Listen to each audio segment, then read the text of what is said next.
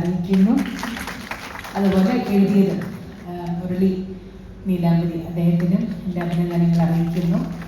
പറഞ്ഞ മാതിരി TG രവി സാറുമായിട്ട് അദ്ദേഹത്തിൻ്റെ വൈഫ് അവസാനം എഴുതിയ ഒരു പാട്ട്, അത് ഞാൻ പാടണം എന്ന് പറഞ്ഞിട്ട് ചെന്നൈയിൽ എൻ്റെ സ്റ്റുഡിയോയിൽ കൊണ്ടുവന്ന് അത് പാടുമ്പോൾ ശ്രീജിത്ത് ഉണ്ടായിരുന്ന കൂടെ ത്രൂ ഔട്ട് കരഞ്ഞുകൊണ്ടിരുന്നത് ഇന്നും എൻ്റെ കണ്ണിലുണ്ട്. അമ്മയുടെ അവസാനത്തെ പാട്ടുണ്ടത് മരണത്തെക്കുറിച്ചിട്ടുള്ളൊരു പാട്ടായിരുന്നു.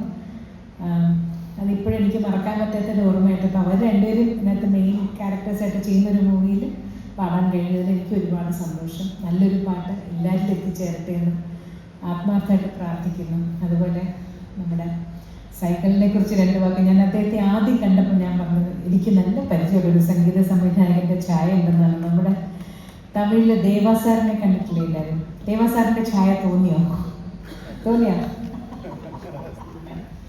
അപ്പോൾ അതിനകത്ത് അദ്ദേഹം പാടി അഭിനയിക്കുകയും ചെയ്തു. അദ്ദേഹത്തിന് ഒരുപാട് അവസരങ്ങൾ വരട്ടെ, സക്സസ്ഫുൾ ആവട്ടെ, വടുവന്ന ഈ മൂവി ഒരു വമ്പിച്ച വിജയമാകട്ടെ എന്ന് പ്രാർത്ഥിക്കുന്നു. ഇതിൻ്റെ പിന്നിൽ പ്രവർത്തിച്ച എല്ലാവർക്കും എൻ്റെ ഹൃദയം നിറഞ്ഞ അഭിനന്ദനങ്ങളും ബെസ്റ്റ് വിഷസ്.